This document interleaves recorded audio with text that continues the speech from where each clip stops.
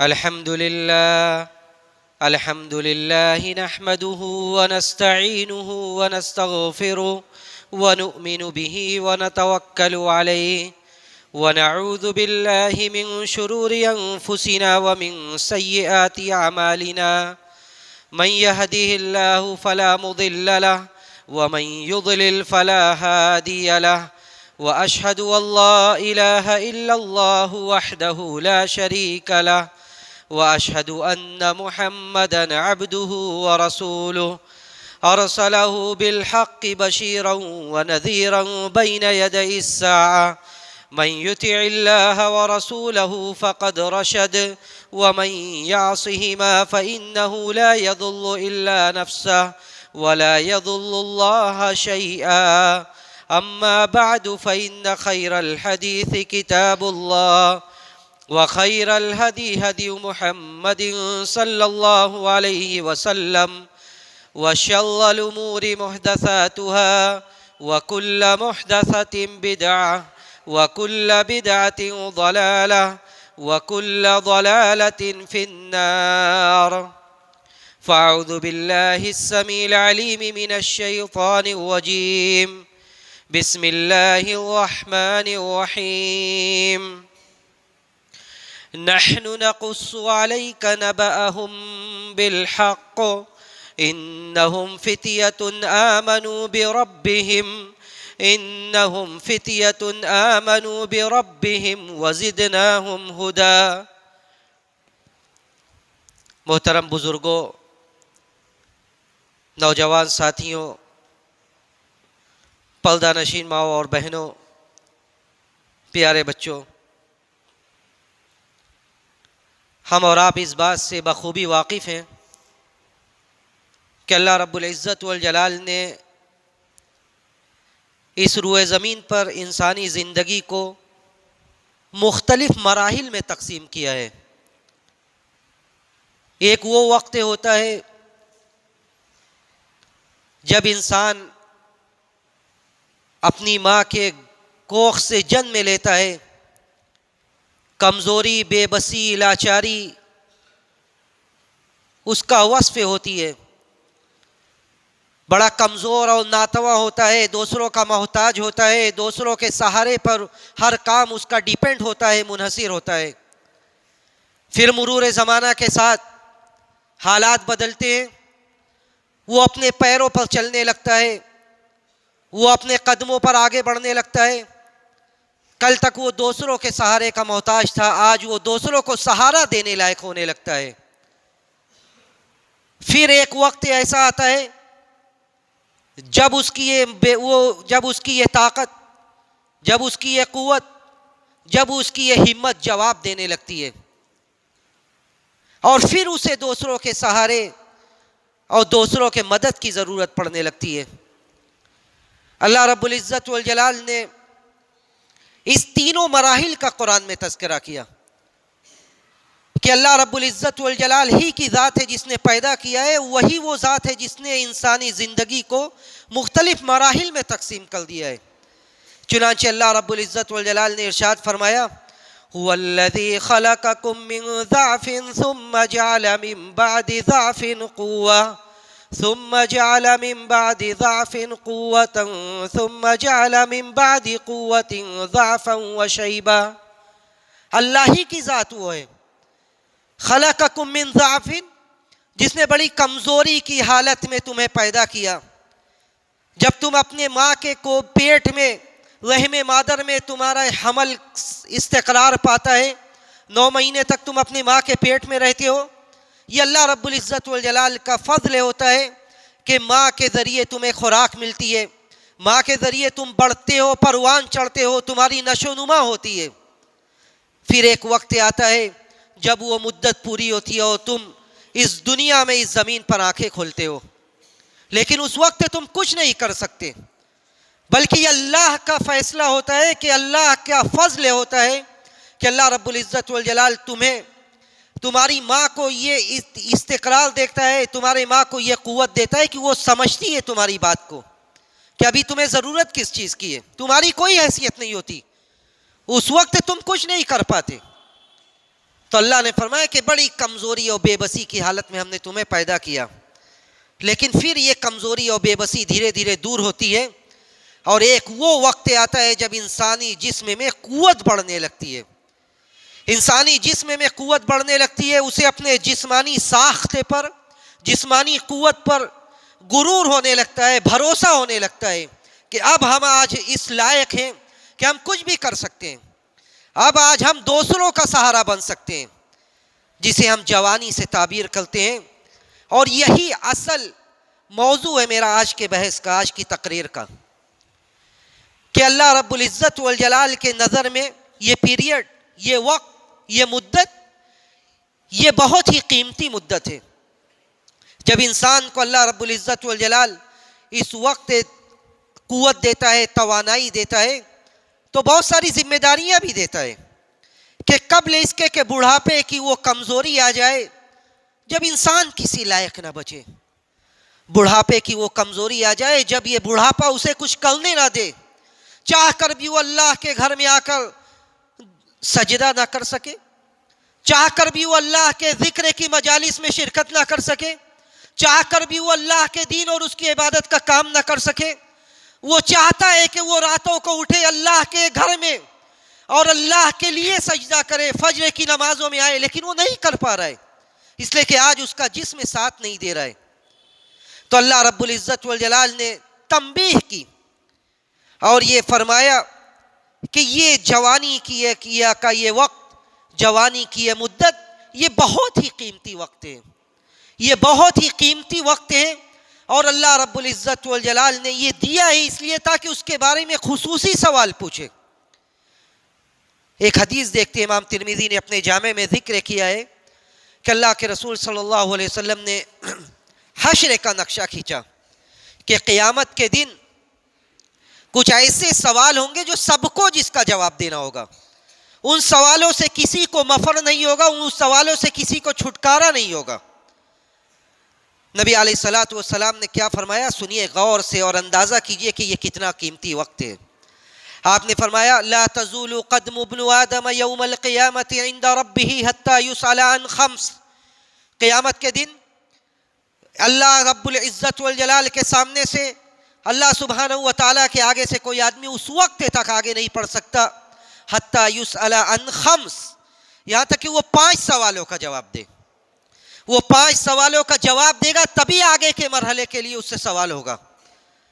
عن عمرہ، پہلا سوال عن عمرہ فیما افنا، کہ اللہ رب العزت والجلال نے تمہیں 60 سالہ، 70 سالہ، 80 سالہ زندگی دی، تم نے اس زندگی میں کیا اپنے دین کے لیے، اپنے دین کے لیے یہ شب و روز کی آمد و رفت، یہ لیل و نہار کی گردش، مہینوں سے پورا ہونے والا سال، سال سے پورا ہونے والا 10 سال، 10 سال سے گزرتا ہوا 60 سالہ، 80 سالہ زندگی، ہم نے اس زندگی میں اپنے دین کے لیے کیا، اس زندگی میں اپنے دین اور اپنی شریعت کے لیے ہم نے کیا. عن عمرہ فیما افنا، اپنی زندگی کو آپ نے کس چیز میں صرف کیا، یہ پہلا سوال ہوگا. وعن شبابہ فیما ابلاہ، یہ جوانی، یہ قیمتی وقت، یہ مدت جب انسان اپنے جسم میں قوت و توانائی محسوس کرتا ہے، اس وقت تم نے کیا، جب آپ مضبوطی محسوس کر رہے ہیں اپنے جسم میں، جب آپ دنیا کمانے کے لیے ہر انسان کو پیچھے چھوڑنے کی کوشش میں، اس وقت آپ نے دین کے لیے کیا. عن شبابہ فیما ابلاہ، جب زندگی کے بارے میں سوال ہوگا، زندگی میں بچپن سے لے کر جوانی، بڑھاپا سب آئے گا. آدمی کے تکلیف سے لے کر جب وہ مکلف ہوتا ہے، بالغ ہوتا ہے، اس وقت سے لے کر آخری وقت تک جب تک وہ ہوش میں ہے، ساری مدت آتی ہے. تو سوال یہ پیدا ہوتا ہے کہ جوانی کے بارے میں الگ سے سوال کیوں ہوگا، کیوں جوانی کے بارے میں الگ سے پوچھا جائے گا؟ اسی لیے پوچھا جائے گا کیونکہ یہ قیمتی وقت ہے، یہ وقت اللہ رب العزت والجلال کے دین کے لیے کچھ کر گزرنے کا وقت ہے. اسی لیے اللہ رب العزت والجلال یہ پوچھے گا اور یہ سوال کرے گا، وَعَنْ شَبَابِهِ فِيمَا أَبْلَاهُ، جوانی کو کس چیز میں بوسیدہ کیا، جوانی کے اس مدت کو تم نے کس چیز میں صرف کیا. اس کے بعد تیسرا اور چوتھا سوال مال سے متعلق ہوگا، چونکہ جوانی میں آدمی مال کے پیچھے بہت زیادہ لگا رہتا ہے.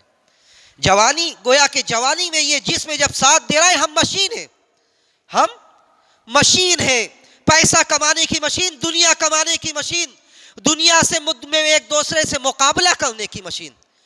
اسی لیے نبی علیہ الصلوۃ والسلام نے جہاں عمر کا تذکرہ کیا، جوانی کا تذکرہ کیا، مال کا تذکرہ کیا، کہ مال کے بارے میں بھی پوچھے گا اللہ تعالیٰ، اللہ رب العزت والجلال مال کے بارے میں بھی پوچھے گا، وَعَنْ مَالِهِ مِنْ أَيْنَ اكْتَسَبَهُ وَفِيمَا أَنْفَقَهُ، مال کے بارے میں پوچھے گا، کیا پوچھے گا؟ پوچھے گا مال سورس آف انکم کیا تھی، کہاں سے مال آتا تھا، مال کہاں سے آتا تھا، ذریعہ کیا تھا، ذریعہ معاش کیا تھا، تجارت کرتے تھے تو کیا تجارت کا انحصار سودی چیزوں پر تھا؟ اگر تجارت کرتے تھے تو کیا سودی لین دین ہوتی تھی؟ آپ اپنی تجارت کی ترقی کے لیے بینکوں کا چکر لگایا کرتے تھے کہ تجارت پروان چڑھے، مال و دولت آئے، چاہے اس کے لیے حرام کا راستہ اختیار کرنا پڑے۔ اگر آپ کو قوم کی امانت سونپی گئی تھی تو کیا آپ نے قوم کی امانت میں خیانت سے کام لیا تھا؟ ساری چیزیں اس میں داخل ہیں۔ وَعَنْ مَالِهِ مِنْ أَيْنَ اكْتَسَبَ وَفِيمَا أَنْفَقَهُ، یہ مال آتا کہاں سے تھا اور جاتا کہاں تھا؟ مال آتا کہاں تھا اور جاتا کہاں تھا؟ دونوں سوال ہوگا کہ آپ مال کماتے تھے ٹھیک طرح، تو مال خرچ کہاں ہوتا تھا آپ کا؟ کیا اللہ کے راستے میں بھی مال خرچ ہوتا تھا یا دنیا کمانے کے لیے صرف خرچ ہوتا تھا؟ کیا دنیا میں ایک دوسرے پر آگے بڑھنے کے لیے آپ نے اپنے مال کی سارے دروازے کو کھول دیا تھا کہ دنیا میں کوئی ہمیں یہ نہ کہہ دے کہ یہ دوسرے سے پیچھے ہے، دنیا میں کوئی ہمیں یہ نہ کہہ دے کہ کیا فلاں رسم و رواج کو نبھانے میں یہ دنیا سے پیچھے ہے؟ تو اس سے بھی باخبر رہے قیامت کے دن اس کے بارے میں بھی سوال ہوگا کہ کہاں خرچ کیا جاتا تھا مال۔ اور پانچویں چیز، اللہ رحم کرے ہم جیسے لوگوں سے ہوگا، ماذا عمل فیما علم، کہ جن لوگوں نے دین کا علم حاصل کیا تھا انہوں نے علم کے مطابق عمل کتنا کیا۔ وماذا عمل فیما علم، کہ جو علم سے اللہ نے تمہیں نوازا تھا اس علم کے مطابق تمہارا عمل کتنا تھا۔ یہ بہت ہی 5 اہم سوال ہوگا، اس کے بعد ہی کوئی آگے بڑھ پائے گا۔ تو یہ وقت، یہ جوانی کی یہ مدت، یہ کچھ کر گزرنے کا وقت ہوتا ہے، کچھ اللہ کے لیے، دین کے لیے کچھ کر گزرنے کا یہ وقت ہوتا ہے۔ جو آیت سورہ کہف کی میں نے پڑھی اس میں اللہ رب العزت والجلال نے اسی چند نوجوانوں کی طرف اشارہ کیا، اور ان کا تذکرہ گنتی سے نہیں کیا بلکہ وصف سے ان کا ذکر کیا کہ وہ ایسے لوگ تھے جو جوان تھے۔ چنانچہ اللہ رب العزت والجلال نے ذکر کیا، نحن نقص عليك نبأهم بالحق، نحن نقص عليك نبأهم بالحق انهم فتية آمنوا بربهم، انهم فتية آمنوا بربهم وزدناهم هدى۔ اللہ نے فرمایا کہ ہم تمہارے اوپر چند نوجوانوں کا قصہ بیان کر رہے ہیں۔ فتیہ کا لفظ عربی میں بولا جاتا ہے جمع قلت پر، فتح کی جمع ہے، جمع قلت پر اس کا اطلاق ہوتا ہے، یعنی زیادہ سے زیادہ یہ 9 لوگ تھے، 3 سے لے کر 9 کے بیچ میں اس کا اطلاق ہوتا ہے۔ اللہ نے کہا کہ ہم چند نوجوانوں کا قصہ بیان کر رہے ہیں تمہارے اوپر، انہم فتیۃ آمنوا بربہم، جو لوگ اپنے رب کے اوپر، وہ نوجوان ایسے تھے جو اپنے رب کے اوپر ایمان لے آئے۔ جب جو کوئی چیز غلط چل پڑتی ہے، غلط چلن پر ہو جاتا ہے، اور غلطی ایسی ہو جو عقیدے سے متصادم ہو، غلطی ایسی ہو جس کا ٹکراؤ عقیدے سے ہو، تو جو لوگ صحیح عقیدے کی نشر و اشاعت کرنے والے ہوتے ہیں وہ یہی نوجوان ہوتے ہیں۔ اللہ نے فرمایا کہ ایک ایسی قوم تھی جب سب لوگ، اس قوم میں رہنے والے، اس جگہ میں بسنے والے سارے لوگ ایک اللہ کی عبادت سے غافل ہو گئے۔ لوگوں نے اللہ کو چھوڑ کر در در کے بھکاری بن گئے، ایک اللہ کو چھوڑ کر سینکڑوں معبودوں کی عبادت کرنے لگے۔ چند نوجوانوں کے دل و دماغ میں یہ بات آئی کہ یہ تو غلط بات ہے، یہ کیسے ہو سکتا ہے؟ خالق و مالک تو ایک ہے جس نے ہمیں پیدا کیا ہے، ایسا نہیں ہو سکتا، ایسا نہیں ہو سکتا۔ یہ عقل میں نئی بات آتی ہے کہ ایک اللہ کو چھوڑ کر کوئی ایک خالق نہ ہو، کئی خالق کو سب مل کر کائنات چلائے، ایسا نہیں ہو سکتا۔ ان لوگوں نے چھپ کر ایک اللہ کی عبادت کرنا شروع کر دی، چھپ کر ایک اللہ کی عبادت کرنا شروع کر دیا۔ خلیفہ وقت کے بعد جب یہ بات پہنچتی ہے بادشاہ وقت کے پاس، بادشاہ وقت بلاتا ہے، ڈراتا ہے، دھمکاتا ہے کہ اگر باز نہیں آؤ گے تو تمہاری جان لے لی جائے گی۔ وہ لوگ اپنے دین اور عقیدے کی حفاظت کے لیے، اپنے دین اور عقیدے کی حفاظت کے لیے وہ لوگ ایک غار کی پناہ میں چلے جاتے ہیں، غار میں چلے جاتے ہیں۔ پہلے علی اعلان برملا طور سے بادشاہ سے کہتے ہیں کہ ہم اس راہ پر نہیں چل سکتے، اس راستے پر نہیں چل سکتے جس کی دعوت تم دے رہے ہو۔ اذ قاموا فقالوا ربنا رب السماوات والارض لن ندعو من دونه الها لقد قلنا اذا شططا۔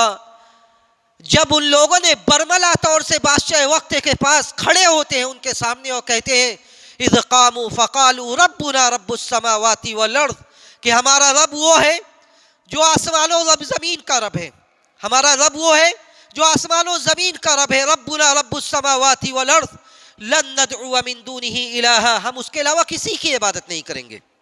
اگر ہم ایسا کہیں گے تو ہم بہت بڑے ظلم میں پڑ جائیں گے۔ اللہ نے ذکر کیا ان کا اور اس بات کی طرف اشارہ کیا کہ یہ چند نوجوان تھے جو بادشاہ وقت کے سامنے برسر پیکار ہوتے ہیں، اس کے سامنے علی اعلان یہ کہتے ہیں کہ اگر ہم لن ندعو من دونہ الہا، ہم اس کے علاوہ اللہ کے علاوہ کسی کی عبادت نہیں کریں گے۔ اس لیے کہ یہی لوگ ہیں جن کے اندر پاور ہے، طاقت ہے۔ اگر قوم کی اصلاح کرنا ہے، اگر سماج و سوسائٹی کی اصلاح کرنا ہے تو نوجوانوں کے علاوہ کوئی نہیں کر سکتا۔ نوجوانوں کے اندر جو حوصلہ، جو ہمت ہے، جو دمخم ہے، وہ کسی اور کے اندر نہیں ہو سکتی۔ اسی لیے اللہ نے کہا کہ یہ نوجوان تھے، یہ نوجوان تھے جنہوں نے کہا کہ لن ندعو من دونہ الہا، ہم ان کے علاوہ کہ اللہ کے علاوہ کسی کی عبادت نہیں کریں گے۔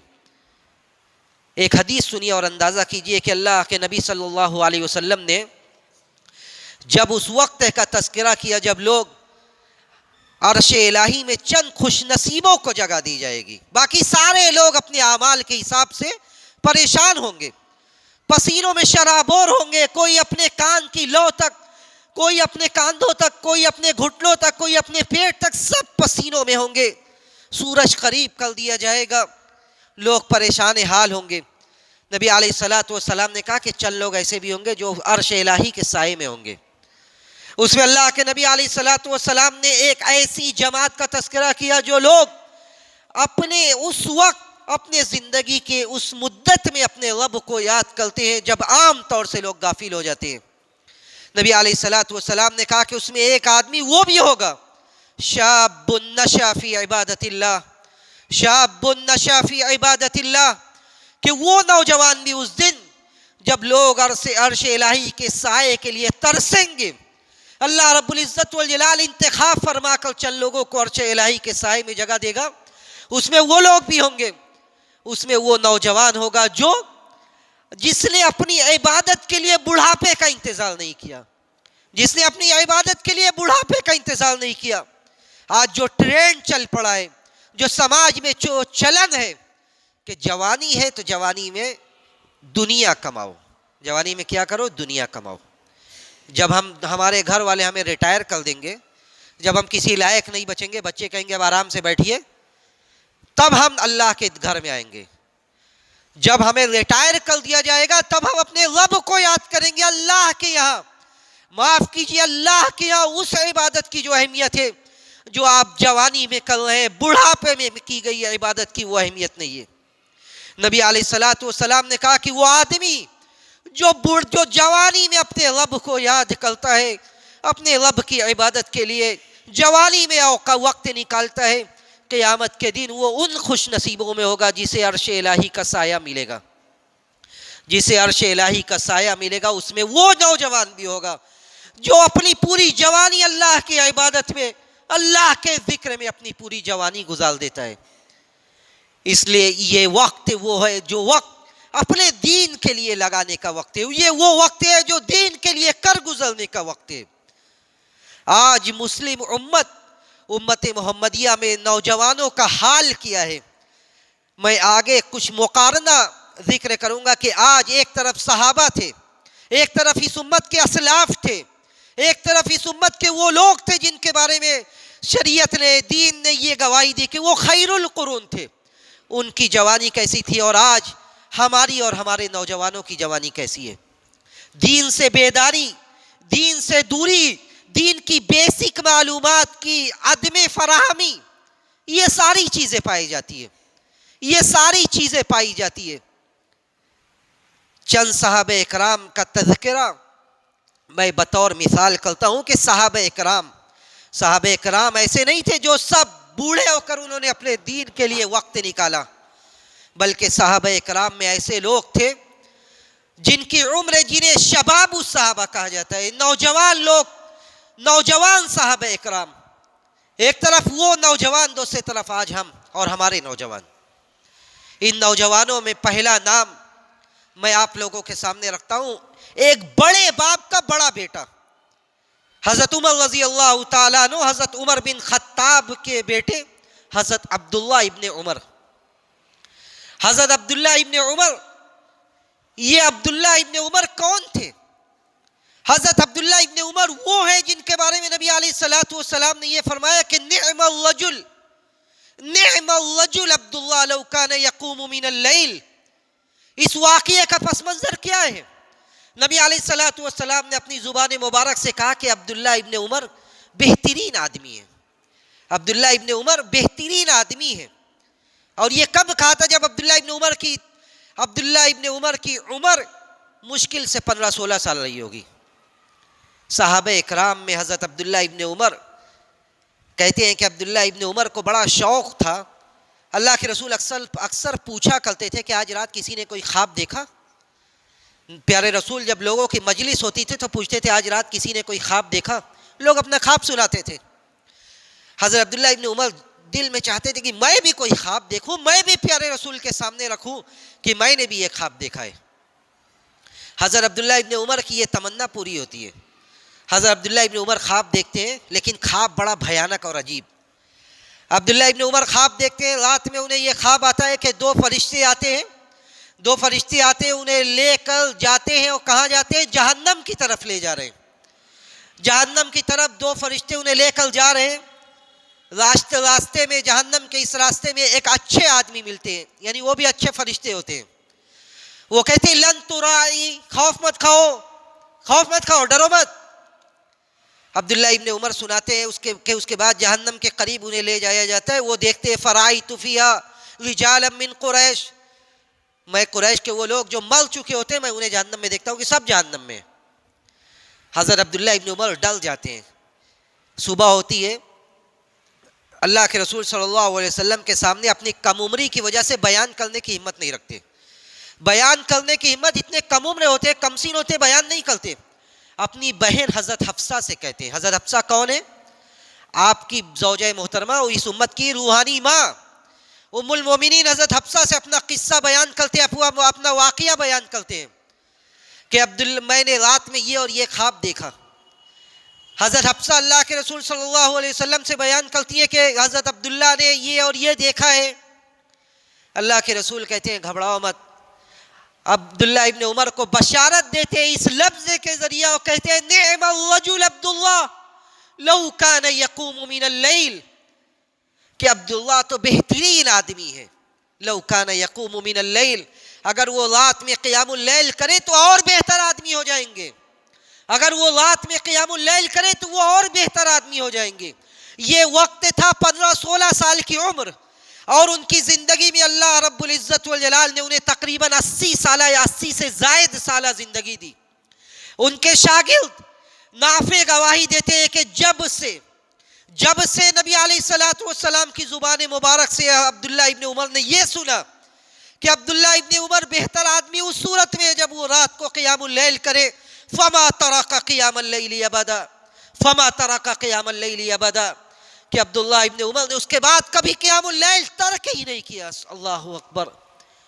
یہ عبداللہ ابن عمر تھے، یہ شباب الصحابہ میں سے تھے، یہ وہ نوجوان صحابہ میں سے تھے جس کے بارے میں نبی علیہ الصلوۃ والسلام نے کہا کہ نعم الرجل عبداللہ، بہترین آدمی ہے۔ نافع کہتے ہیں کہ ایک بات نبی علیہ الصلوۃ والسلام کی زبان مبارک سے نکل گئی، فما ترک قیام اللیل ابدا، اس کے بعد کبھی قیام اللیل کو چھوڑا ہی نہیں۔ لوگ پوچھتے تھے کہ عبداللہ ابن عمر کیا تھے عبداللہ ابن عمر، کرتے کیا تھے گھر میں، ڈیلی روٹین کیا تھی، کیسے شب و روز گزرتی تھی؟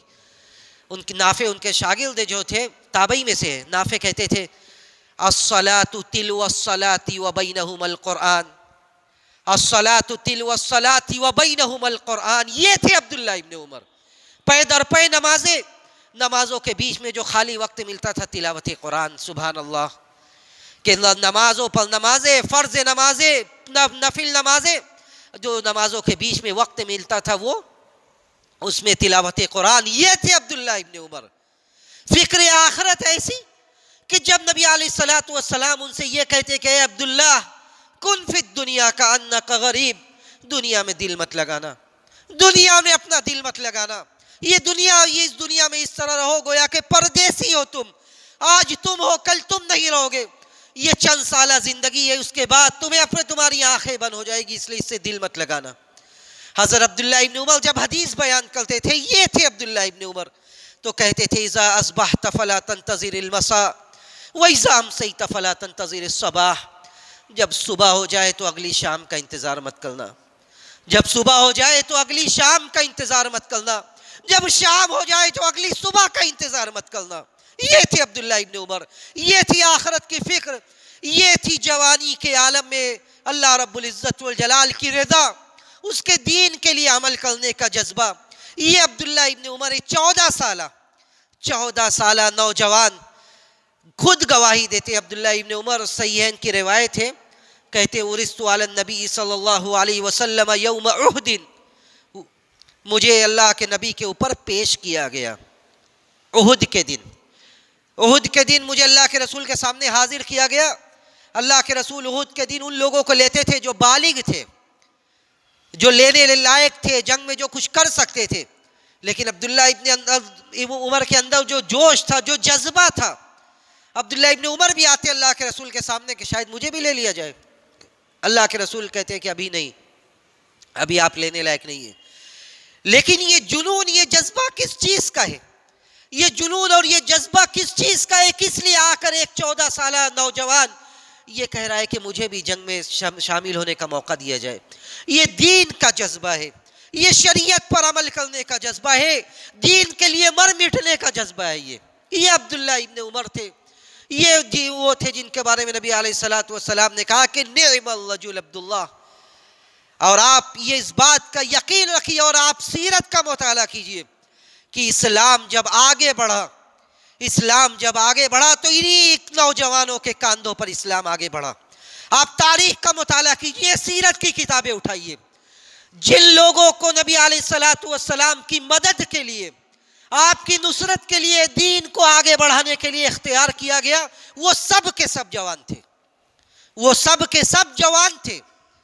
حضرت ابو بکر جنہیں صحابہ اکرام شیخ کہتے تھے، حضرت ابو بکر کی عمر کتنی تھی؟ حضرت ابو بکر کی عمر نبوت کے وقت جب اللہ کے رسول کو نبی بنایا کہ صرف اور صرف 37 سال تھے. صرف اور صرف 37 سال تھے. یہ ابتدائے وہلہ میں یہ لوگ اسلام لانے والے تھے. حضرت علی کی عمر کتنی تھی؟ 14 سال یا 16 سال تھی. حضرت بلال کی عمر کتنی تھی؟ 18 سال تھی. یہ وہ لوگ تھے جن کے کاندھوں پر اسلام کی عظیم عمارت قائم ہوئی، جن کے کاندھوں پر اسلام کی عظیم عمارت قائم ہوئی، جنہوں نے اپنا دین کے لیے، شریعت کے لیے اپنی جوانی کا یہ وقت قربان کر دیا، نچھاور کر دیا. اور آپ ذرا اور آگے بڑھیے. آج احادیث کی کتابیں موجود ہیں، کتاب کی شکل میں پیارے رسول کی احادیث موجود ہے ہمارے سامنے.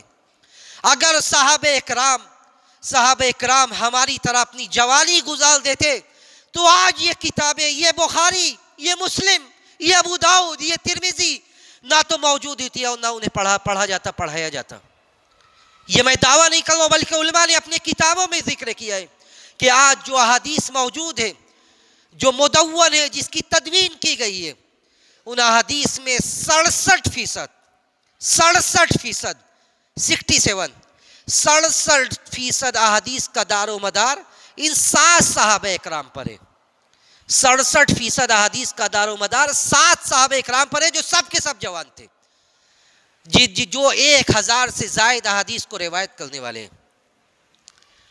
ان میں 3 مہاجرین میں سے تھے، 4 انصار میں سے تھے، جن میں بڑے بڑے نام ہیں، جس میں حضرت عبداللہ ابن عمر، جس میں حضرت عبداللہ ابن عمر، حضرت عائشہ، حضرت ابو ہریرہ، حضرت انس بن مالک، حضرت جابر ابن عبداللہ، حضرت ابو سعید خدری، ان جیسے جوانوں نے اپنی زندگی احادیث کے لیے وقف کر دی.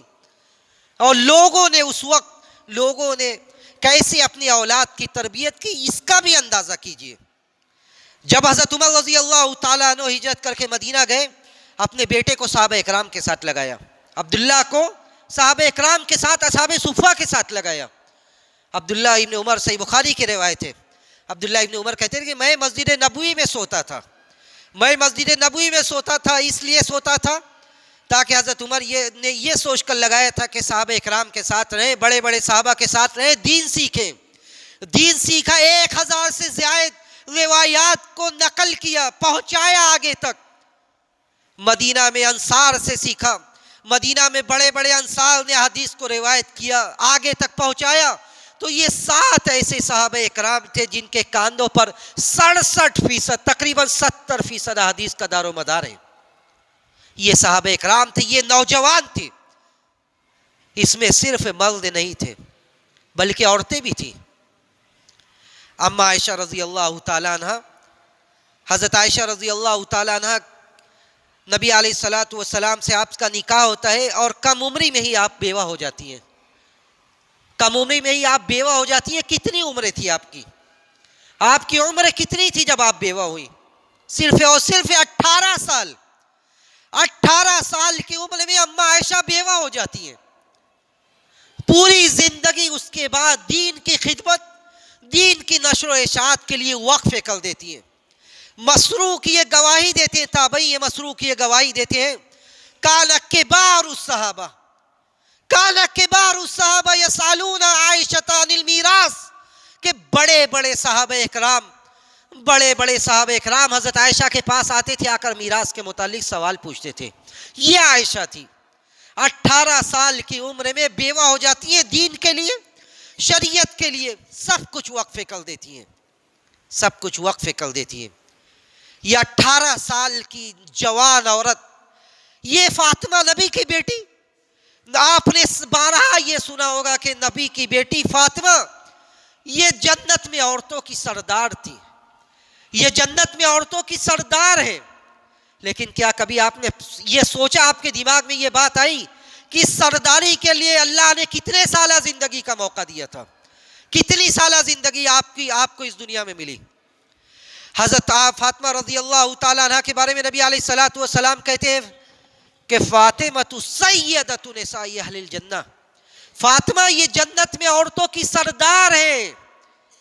اور فاطمہ کی وفات ہوتی ہے تو وفات کے وقت ان کی عمر کتنی ہوتی ہے؟ صرف اور صرف 25 سالہ عمریں ہوتی ہے. صرف اور صرف 25 سالہ عمریں ہوتی ہے. 25 سالہ عمرے میں ایک عورت کا، ایک لڑکی اس دنیا سے جاتی ہے اور اس کے بارے میں نبی علیہ الصلوۃ والسلام یہ کہتے ہیں کہ سیدۃ نساء اہل الجنہ. بزرگوں اور دوستوں، نوجوانوں، 25 سالہ زندگی میں ایسا عمل کیا تھا جس عمل کے بنیاد پر نبی کی بیٹی ہونے سے یہ مقام صرف نہیں ملا ہے، نبی کی بیٹی ہونے سے یہ مقام نہیں ملا ہے، بلکہ بھی ایمان ہی وقر فی قلبها، بلکہ اس ایمان سے یہ رتبہ اور مقام ملا ہے جو ان کے دل کے اندر تھا. 25 سالہ زندگی میں وفات ہوتی ہے اور اس سے کئی سال پہلے نبی علیہ الصلوۃ والسلام یہ گواہی دیتے ہیں کہ یہ تو جنت میں عورتوں کی سردار ہوں گی. یہ صحابہ اکرام، یہ صحابیات تھی. اللہ کے رسول صلی اللہ علیہ وسلم نے جن کے بارے میں یہ کہا کہ یہ جنت میں عورتوں کی سردار ہیں، یہ صحابہ اکرام کی سوچ تھی، صحابہ اکرام کا جذبہ تھا. آپ اور صحابہ اکرام کو دیکھتے جائیے، اور ایسا نہیں ہے کہ اس وقت انہی لوگوں نے دین کا ساتھ دیا جن کے پاس کوئی کام نہیں تھا، جو گھر سے بڑے کمزور تھے، بیچارے تھے، مقروض تھے، بلکہ ان لوگوں نے بھی دین کا ساتھ دیا. اپنی ساری تجارت، سارا کاروبار، اپنے گھر کی پراپرٹی اور جائیداد کو ترک کر کر دین کے لیے نکل پڑے. مصعب بن عمیر کون تھے؟ مصعب بن عمیر کا نام آپ نے سنا ہوگا. یہ وہ صحابہ تھے جن کو نبی علیہ الصلوۃ والسلام نے سب سے پہلے مدینہ اسلام کا سفیر بنا کر بھیجا تھا. یہ بڑی ناز و نعمت میں پلے بڑھے ہوئے انسان تھے. مصعب بن عمیر وہ تھے جن کے بارے میں نبی علیہ الصلوۃ والسلام نے کہا تھا کہ کان اعطر غلامی مکہ، جنت میں سب سے زیادہ، مکہ میں سب سے زیادہ خوشبو اور پرفیوم کا استعمال کرنے والے یہ تھے. عطر کا سب سے زیادہ استعمال کرنے والے یہ تھے. کہیں سے گزرتے تھے لوگوں کو خبر لگ جاتی تھی کہ یہ مصعب بن عمیر گزرے. بڑی ناز و نعمت میں یہ پلے بڑھے تھے. جب اسلام کا چرچا ہوا، نبی علیہ الصلوۃ والسلام نے اسلام کی دعوت دی، لوگوں کے کانوں تک یہ خبر پہنچی. مصعب بن عمیر نے اپنے گھر میں اپنے ماں سے کہا کہ یہ دین برحق ہے، اس دین پر عمل کے لیے میں تیار ہوں. لیکن ماں راضی نہیں تھی. ماں کی بغاوت مول لیتی ہے اور دین اسلام پر لبیک کہتے ہیں، کلمہ توحید پڑھتے ہیں. ماں گھر سے نکال دیتی ہے. سارا مال و منال جائیداد جس کے یہ وارث تھے سب کچھ چھوڑنا پڑتا ہے، سب کچھ چھوڑنا پڑتا ہے. ہجرت کر کے مکہ سے پہلے حبشہ جاتے ہیں، حبشہ سے آتے ہیں، پھر دوسری ہجرت کر کے مدینہ جاتے ہیں. جو ناز و نعمت میں پلتے ہیں، مصائب و آلام کا برداشت کرنا ان کے لیے اسی قدر مشکل ہوتا ہے. جو جس قدر آشائش میں پلتا ہے اسی قدر مشکلات کو جھیلنا اس کے لیے مشکل ہوتا ہے. جب مدینہ پہنچتے ہیں، مدینہ کی آب و ہوا انہیں راس نہیں آتی. مدینہ کی آب و ہوا حضرت مصعب بن عمیر کو راس نہیں آتی. نبی علیہ الصلوۃ والسلام انہیں دیکھتے ہیں. بسا اوقات ان کی حالت یہاں تک پہنچتی ہے کہ اتنے کمزور ہو جاتے کہ ان کا چمڑا کٹنے لگتا ہے، یہ جلد کٹنے لگتی ہے. اپنے صحابہ اکرام، اپنے ساتھیوں کے کاندھوں کے سہارے وہ کبھی کبھی مسجد نبوی میں آتے تھے. نبی علیہ الصلوۃ والسلام جب انہیں دیکھتے تھے اس حالت میں، اس کمزوری میں اور اس بے بسی میں جب دیکھتے تھے تو نبی علیہ الصلوۃ والسلام وہی وقت مکہ کا یاد کرتے تھے اور کہتے تھے کہ یہی تو وہ نوجوان تھا، یہی وہ نوجوان تھا جسے میں مکہ میں دیکھا کرتا تھا، بڑے اچھے کپڑوں میں، بڑی اچھی خوشبوؤں میں، ٹھاٹ باٹ، آشائش، زینت، یہ اس کا وصف ہوا کرتی تھی. اور آج اس کی یہ حال ہے. اس کے بعد اسی پر بس نہیں، ایسا نہیں کہ حالات سے سمجھوتا کر لیتے پیچھے ہٹ جاتے، بلکہ دین کا ساتھ دیتے. اور یہاں تک معاملہ پہنچتا ہے کہ غزوہ احد میں جب مسلمانوں کے اوپر مشکل وقت آتا ہے، مسلمانوں کی صف میں کھلبلی مچ جاتی ہے، لوگ پیچھے ہٹنے لگتے ہیں. اس کے بعد 70 صحابہ اکرام کی شہادت ہوتی ہے. نبی علیہ الصلوۃ والسلام جنگ کے بعد دیکھتے ہیں اس میں حضرت مصعب بن عمیر بھی ہوتے ہیں. نبی علیہ الصلوۃ والسلام مصعب بن عمیر کو دیکھتے ہیں. مصعب بن عمیر کے بارے میں پھر نبی علیہ الصلوۃ والسلام وہی جملہ کہتے ہیں کہ یہ وہ نوجوان تھا کا کنت رأیتہ فی مکہ، میں تو اسے مکہ میں دیکھا کرتا تھا، سب سے اچھے کپڑے میں، اچھے بالوں میں، اچھے عطر میں. اور آج اس طرح پراگندہ بال مٹیوں میں اٹا ہوا اس طرح پڑا ہوا ہے. نبی علیہ الصلوۃ والسلام کی اس بات پر صحابہ کرام رونے لگتے ہیں. حضرت عبد الرحمن بن عوف، صحیح بخاری کی روایت ہے، سنیے اور اندازہ کیجیے ان قربانیوں کا جن قربانیوں پر آج یہ دین ہم تک پہنچا ہے. حضرت عبد الرحمن بن عوف جو پیسے والے صحابہ تھے، حضرت عبد الرحمن بن عوف یاد کرتے حضرت مصعب بن عمیر کو، کہتے تھے کہ قتل مصعب بن عمیر وهو افضل مني ولم يوجد له ما يكفن فيه اما ازار و اما رداء، کہ مصعب بن عمیر کی شہادت اس وقت عمل میں آئی، اس وقت وہ شہید کیے گئے کہ مسلمانوں کی حالت یہ تھی کہ 2 کفن نہیں مل سکا صحیح سے. ما یوجد له ما یکفن فی، 2 کفن صحیح سے نہیں مل سکا. اما ازار و اما رداء، اگر نیچے کا کپڑا رکھا جائے تو اوپر کا نہیں تھا، اگر اوپر کا رکھا جائے تو نیچے کا نہیں تھا. ان غطی راسہ بدت رجلا، اگر سر ڈھاکا جاتا تھا تو پیر کھل جاتا تھا، اور پیر ڈھاکا جاتا تھا تو سر کھل جاتا تھا. یہ مصعب بن عمیر تھے جنہوں نے دین کے لیے، شریعت کے لیے سب کچھ چھوڑ دیا، یہاں تک کہ 2 کفن صحیح سے نہیں مل سکا۔ صحابہ اکرام کی تربیت، صحابہ اکرام کی نشو نما اسی بنیاد پر ہوئی تھی، اسی جذبے پر ہوئی تھی۔ آج آپ اور ہم سن رہے ہفتہ بھر سے سن رہے، ایک ویڈیو وائرل ہوا، ایک عورت نے اس کے شوہر سے اس کی نہیں بنتی تھی، اس بنیاد پر کیا ہوا معاملہ، جو معاملہ سامنے ہے اس کا خلاصہ یہ کہ اس کے شوہر نے اس کے ساتھ غلط سلوک کیا اور اس بنیاد پر اس نے خودکشی کر لی، سوسائڈ کر لیا۔ نبی علیہ الصلوۃ والسلام کے زمانے میں صحابہ اور صحابیات کا حال کیا تھا، اور آج کے زمانے میں جوان مرد اور عورتوں کا حال کیا ہے۔ پہلے میں ایک اور واقعہ نبی علیہ الصلوۃ والسلام کے زمانے کا سناتا ہوں، اس کے بعد میں وقت پر آؤں گا، آج کے وقت پر۔ اللہ کے رسول کے زمانے میں ایک بڑا معمولی سے ایک آدمی تھے جن کا نام تھا جلیبب، جو شکل و صورت کے حساب سے، مال و دولت کے حساب سے، ہر حساب سے بڑے کمزور تھے۔ نبی علیہ الصلوۃ والسلام کے مجلس میں آیا کرتے تھے بیچارے۔ اللہ کے رسول نے ایک انصاری سے کہا کہ شادی کر دو، اپنے لڑکی کی شادی کر دو۔ نبی علیہ الصلوۃ والسلام نے اس انصاری سے کہا کہ اپنے لڑکی کی شادی کر دو۔ انصاری بڑا خوش ہوئے کہ لڑکی کی شادی، نبی سے شادی اس سے بہتر بات کیا ہو سکتی ہے۔ اللہ کے رسول نے وضاحت کی کہ میں اپنے لیے نہیں کہہ رہا ہوں، بلکہ میں یہ کہہ رہا ہوں کہ تم اپنے لڑکی کی شادی جلیبب سے کر دو۔ یہ سنتے ہی منہ بدل گیا کہ جلیبب؟ انہوں نے کہا ہاں ہوا جلیبب، یہ جلیبب؟ اللہ کے رسول نے کہا کہ ہاں۔ کہتے ٹھیک ہے، میں اپنے ایک بیگم سے مشورہ کروں گا، اس کے بعد بتاؤں گا۔ جاتے اپنی بیگم کے پاس، اپنی بیگم سے کہتے کہ نبی علیہ الصلوۃ والسلام نے پیغام دیا ہے، شادی کا پیغام دیا ہے۔ ان کی بیگم بھی بڑا خوش ہوتی ہے کہ اللہ کے رسول نے پیغام دیا ہے، اس سے بڑی میری بیٹی کی کیا خوش قسمتی ہوگی کہ وہ نبی کے عقد میں جائے گی۔ اللہ کے رسول صلی اللہ علیہ وسلم کہتے ہیں، اللہ کے رسول کی کہی ہوئی بات کو وہ دہراتے ہیں، کہتے ہیں کہ خوش ہونے کی ضرورت نہیں، اللہ کے رسول نے خود کے لیے نہیں بلکہ جلیبب کے لیے رشتہ بھیجا ہے۔ ان کی بیوی کا بھی فاختہ اڑ جاتا ہے، کہتے ہیں یہ جلیبب، اس جلیبب سے شادی کرنے کا نبی علیہ الصلوۃ والسلام نے کہا ہے۔ اور شوہر اور بیوی اس بات پر اتفاق کرتے ہیں کہ نبی کو یہ جواب دیا جائے کہ ہم اپنی بیٹی کی شادی سے نہیں کریں گے، نبی کو یہ جواب دیا جائے کہ ہم شادی نہیں کریں گے۔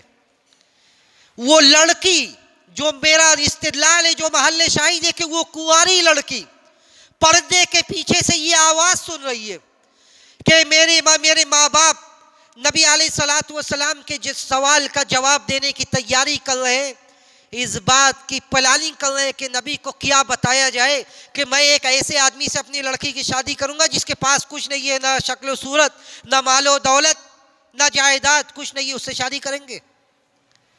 وہ لڑکی سنتی ہے فَسَمِعَتْ فِي خِدْرِهَا، پردے کے پیچھے سے وہ لڑکی سنتی ہے اور آواز دیتی ہے اپنے ماں باپ کو اور کہتی ہے کہ أَتَرُدُّونَ أَمْرَ رَسُولِ اللَّهِ صلی اللہ علیہ وسلم، أَتَرُدُّونَ أَمْرَ رَسُولِ اللَّهِ صلی اللہ علیہ وسلم، کیا آپ اللہ کے رسول کے حکم کو لوٹانے والے ہیں؟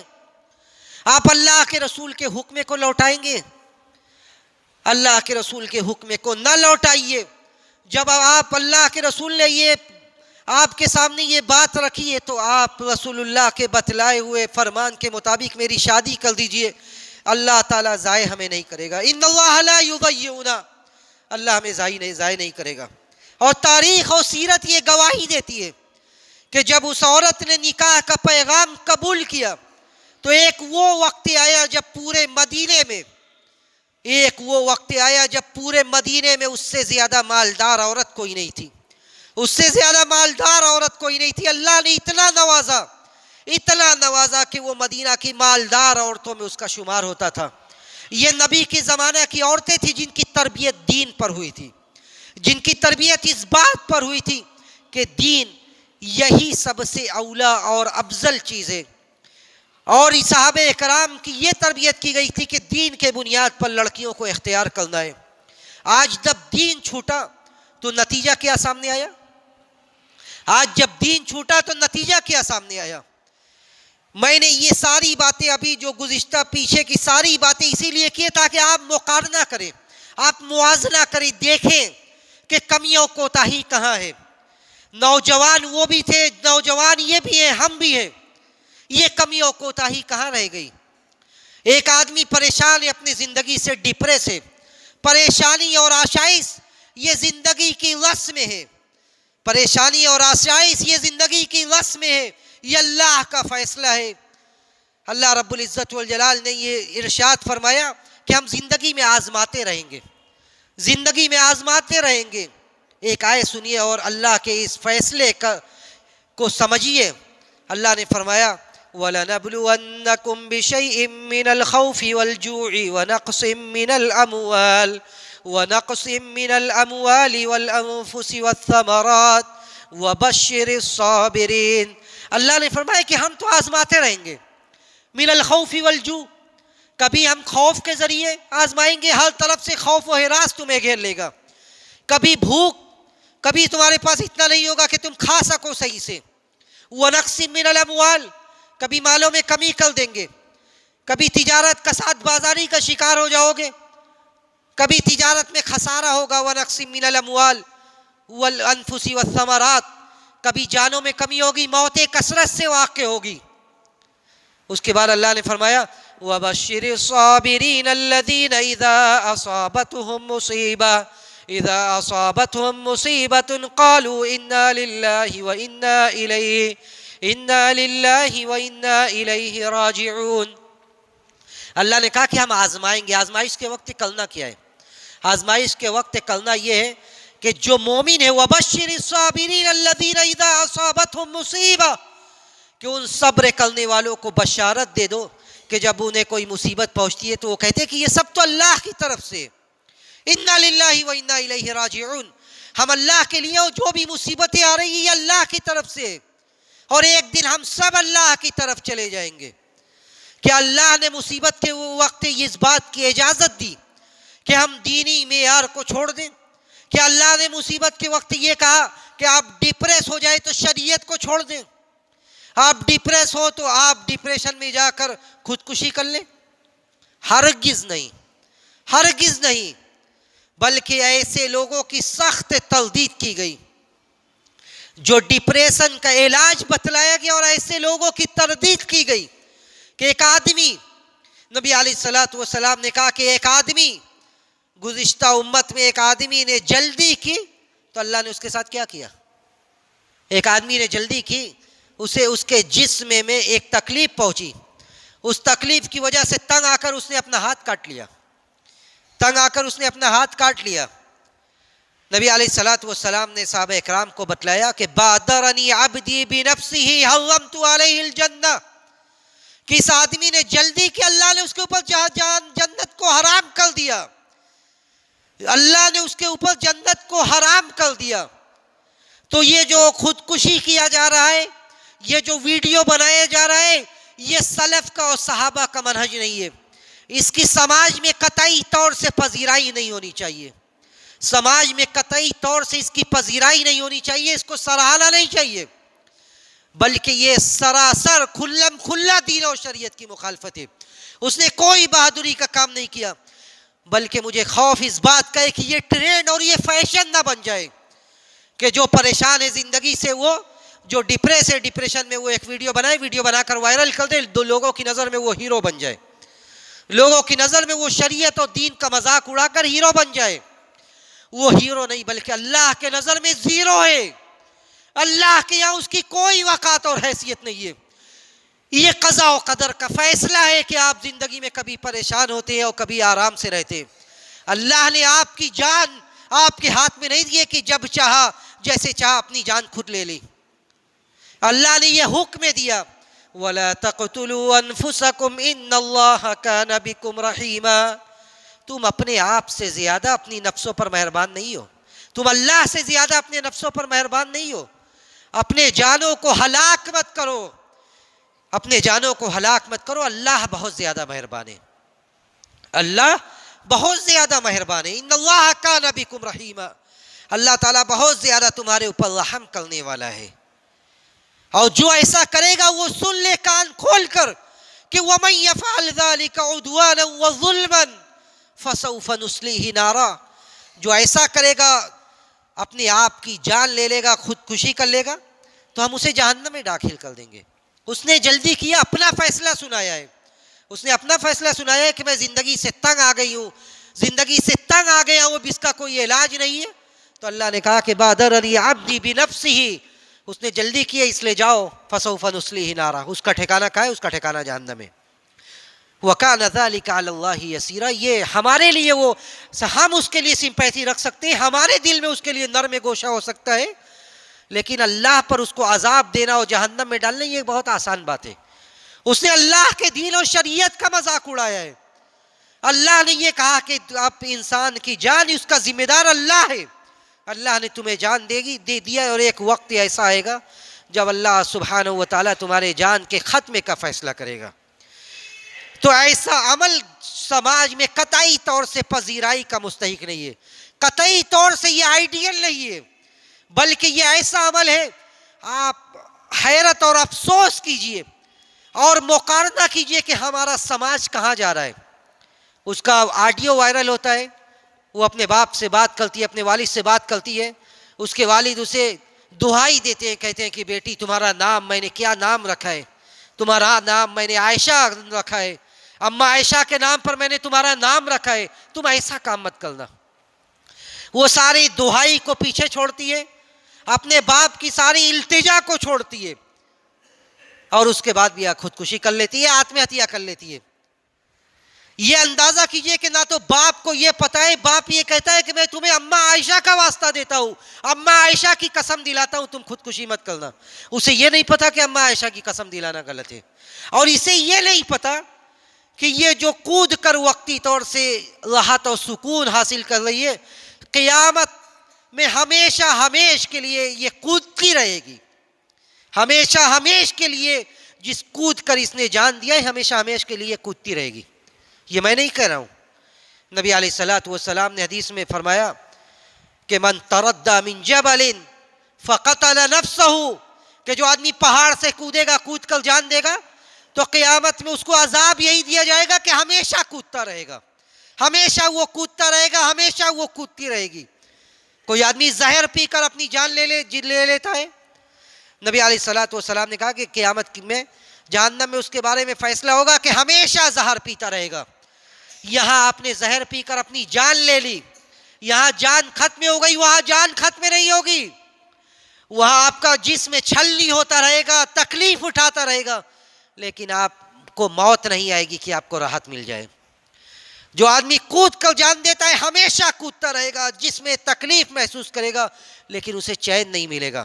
جو آدمی بندوق سے نشانہ لگا کر مر جائے، ہمیشہ اس کے لیے یہی عذاب مقرر کیا جائے گا کہ وہ بندوق سے نشانہ لگایا جائے گا اور وہ مرتا رہے گا، جسم میں چھلنی ہوتا رہے گا، لیکن موت نہیں آئے گی۔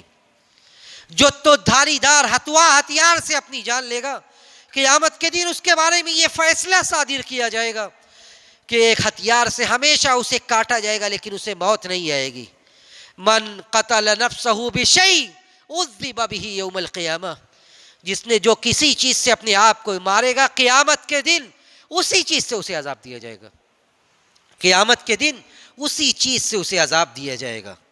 تو یہ ایک ایسا عمل ہے، یہ ہماری ذمہ داری ہے کہ ہم یہ سوچیں کہ یہ ہمارا سماج کیا تھا، ہمارے صحابہ، ہمارے اسلاف کہاں تھے اور آج ہم کہاں پہنچ چکے ہیں، دینی معیار کہاں ہے، یہ دینی تعلیمات سے ناواقفیت کہاں تک پہنچ چکی ہے۔ کیا اسے اس بات کا علم نہیں تھا کہ اس کا علاج بڑا معمولی ہے؟ اس کا علاج کیا باپ کو اس بات کا علم نہیں تھا کہ ہم دین کے بنیاد پر رشتہ کریں؟ کیا باپ کو اس بات کا علم نہیں تھا کہ ہم دین کے بنیاد پر ہی رشتہ کریں؟ کیا لڑکی کو اس بات کا علم نہیں تھا کہ اس مصیبت سے چھٹکارا بڑا معمولی ہے، ہم اس کے ساتھ نہیں رہ سکتے، ہم کھولا لے کر الگ ہو جائیں؟ کیا شوہر کو اس بات کا علم نہیں تھا کہ ہمیں الگ ہونا ہے، اس عورت کو ہم رکھ نہیں سکتے تو ہم طلاق دے دیں؟ یہ ساری باتیں اس بات کی طرف اشارہ کر رہی ہے کہ ہم دین سے کس قدر نابلد ہیں، دین سے کس قدر ناواقف ہیں، دین سے ہم کس قدر دور ہو چکے ہیں، ہمیں اس بات کا اندازہ ہی نہیں ہے کہ ہم کہاں جا رہے ہیں۔ اس لیے ضرورت اس بات کی ہے کہ ہم ہوش کے ناخن لیں، ہم نوجوانوں میں دینی بیداری پیدا کرنے کی مہم چلائیں، ہم اس طرح کی چیزوں کو اپریشیٹ کرنے کے بجائے، اس طرح کی چیزوں کی پذیرائی کے بجائے جو صحیح بات ہے، جو دین اور شریعت جس کا حکم دے رہا ہے، ان چیزوں کو ہم پروموٹ کریں، بتلائیں لوگوں کو کہ دین کیا ہے، دین کی بیسک معلومات کیا ہے، نکاح کا رشتہ کس بنیاد پر قائم کیا جاتا ہے۔ یہ ایسا نہیں ہے کہ یہ دین اور شریعت کو چھوڑ کر یہ کوئی لین دین ہے، یہ کوئی لین دین نہیں، یہ کوئی خریداری نہیں، یہ کوئی ایسا رشتہ نہیں ہے کہ آپ دیں گے تب ہم آپ کی لڑکی کو رکھیں گے، بلکہ انکم استحللتم کلمتہم استحللتم فروجہن بکلمت اللہ، آپ نے اس کی شرمگاہ کو اللہ کی ذمہ داری پر حلال کیا ہے۔ قیامت کے دن باس پر سے ہوگی، پوچھا جائے گا، مردوں سے بھی پوچھا جائے گا کہ انہوں نے کس بنیاد پر اس لڑکی سے عقد کیا تھا۔ یہ کوئی لین دین، کوئی کانٹریکٹ نہیں ہے جو سائن کیا اور آگے پیچھے ہو گیا تو اس کو ستانا شروع کر دیا، بلکہ لینے دینے کا سارے سسٹم کی اسلام تردید کرتا ہے، سارے سسٹم کی اسلام تردید کرتا ہے، مذمت کرتا ہے۔ یہ لین دین نہیں، بلکہ یہ دو دلوں کو، دو جسموں کو ملایا جاتا ہے اللہ کے کلمے کی بنیاد پر، دو جسموں کو ملایا جاتا ہے اللہ کے کلمے کی بنیاد پر انسانی ضرورت کو پورا کرنے کے لیے۔ تو لین دین اس فکرے کو چھوڑ دیں، جہیز کی اس لعنت کو ترک کر دیں، لینا دینا اسٹیٹس اور رتبے کو دیکھ کر نکاح کے اس رشتے کو قائم کرنا شریعت اس کی اجازت نہیں دیتا، بلکہ شریعت تو یہ کہتا ہے کہ فاظفر بذات الدین، فاظفر بذات الدین تریبت یداک، دین دیکھ کر شادی کرو ورنہ انجام یہی ہوگا، دین دیکھ کر شادی کرو ورنہ انجام یہی ہوگا۔ بہت ساری عائشہ پیدا ہوں گی، بہت سارے اس طرح کے واقعات پیدا ہوں گے۔ اگر دین اور شریعت کی بنیاد پر رشتہ نہیں ہوا تو مرد بھی ظلم کریں گے، عورتیں بھی اپنے حقوق میں کوتا ہوں گی، اور بہت ساری خرابیاں پیدا ہوں گی۔ اذا جاءکم من ترضون دینہ وخلقہ فزوجوہ الا تفعلوہ تکن فتنۃ فی الارض۔ آپ یہ سن لیں اور یہ سوچ لیں اور یہ سمجھ لیں کہ اگر ابھی بھی ہم دین کو، شریعت کو، دین کو اپنے سماج میں رائج نہیں کریں گے، دین کی بنیاد پر رشتہ نہیں کریں گے، جب دیندار رشتہ آئے گا اس کے بعد بھی بیٹھ کر سوچیں گے تکن فتنۃ فی الارض، تو اس کے بعد بہت بڑا فتنہ ہوگا۔ یہ تو ہم معمولی ٹریلر دیکھ رہے ہیں، معمولی اس کی یہ اشارہ ہے، ابھی آگے کیا ہوگا، سماج و سوسائٹی کہاں پہنچے گی اس کا اندازہ ہمیں نہیں ہے۔ نبی علیہ السلام نے کہا کہ تکن فتنۃ فی الارض، زمین فتنہ و فساد کی آماج گاہ بن جائے گی، فتنہ و فساد کی آماج گاہ بن جائے گی، بڑا فتنہ ہوگا جس کا ہمیں اندازہ نہیں، اس لیے کہ ہم نے دین کو چھوڑ دیا، ہم نے شریعت کو چھوڑ دیا۔ اور نبی علیہ السلام نے یہی کہا تھا کہ فاظفر بذات الدین تریبت یداک، اگر دین کے بنیاد پر رشتہ نہیں ہوگا تو خاک آلود ہو جاؤ گے، پریشان رہو گے ہمیشہ، اور یہ سماج ہمیشہ فتنہ و فساد کا شکار رہے گا۔ تو ضرورت اس بات کی ہے کہ ہم دینی بیداری پیدا کرنے کی مہم چلائیں، دینی بیداری پیدا کریں۔ نوجوان، یہ جوانی، یہ عبادت کا وقت ہے، جوانی یہ اللہ سے قریب ہونے کا وقت ہے۔ اگر ہم نے جوانوں میں اصلاح کی روح پھونک دی، اصلاح کی مہم چلا دی، تو پوری امت، پورا سماج اصلاح کے راہ پر گامزن ہو جائے گا، اور ایک نئی امت، جس امت میں اللہ اور اس کے رسول کے دین سے محبت، جس امت میں اللہ اور اس کے رسول کے لیے مر مٹنے کا جذبہ ہوگا۔ میں انہی باتوں پر بات اپنی ختم کرتے ہوئے اللہ رب العزت والجلال سے یہ دعا کرتا ہوں کہ بار الہ تو ہمارے نوجوانوں کی اصلاح فرما دے، ہمارے بوڑھوں کی اصلاح فرما دے، ہمارے بچوں کی اصلاح فرما دے، ہم سب کو دین پر عمل پیرا کر دے، ہم سب کو دین پر چلنے والا بنا دے۔ بار الہ ہم نے جو باتیں کہی ان باتوں پر کہنے والوں کو، سننے والوں کو، سارے لوگوں کو عمل کی توفیق نصیب فرما دے۔ ہم میں جو بیمار ہیں تو انہیں ان کی بیماری سے شفائے کامل عاجل عطا فرما، جو اس دنیا سے جا چکے ہیں بار الہ تو ان کی مغفرت فرما دے، ان کے قبروں کو جنت کی کیاری بنا دے۔ بار الہ جو بے روزگار ہیں تو انہیں برسر روزگار کر دے، جو پریشان حال ہے تو ان کی پریشانی کو دور کر دے، جو اس دنیا میں اس روئے زمین پر کہیں بھی دشمنوں کے نرغے میں پھنسے ہوئے بار الہ تو غیب سے ان کی مدد فرما دے، ان کے نکلنے کی سبیل پیدا کر دے۔ ہم میں جو بے روزگار ہیں تو انہیں برسر روزگار کر دے۔ جب ہمارا اس جہان فانی سے جانے کا وقت آئے، اس دنیا سے سانسوں کے ڈور کے ٹوٹنے کا وقت آئے، تو ہمیں اس بات کی توفیق دے کہ ہمارے زبان سے نکلنے والا آخری کلمہ کلمہ توحید ہو. ربنا تقبل منا انك انت السميع العليم وتب علينا انك انت التواب الرحيم واخر دعوانا ان الحمد لله رب العالمين والسلام عليكم ورحمة الله وبركاته.